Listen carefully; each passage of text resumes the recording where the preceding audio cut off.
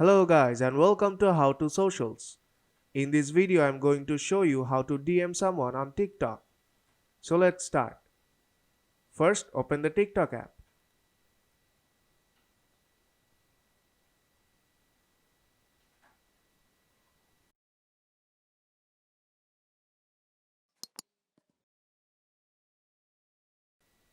Now I'll just search for a person so that I can send him a message.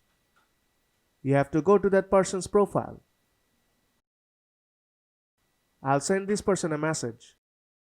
Now tap on three dots on top right corner and tap on send message. Now type in your message.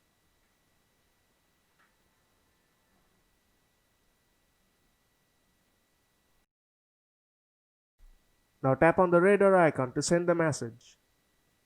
And that's how you can DM someone on TikTok. So if this video helped you out, then don't forget to leave a like and see you in the next tutorial.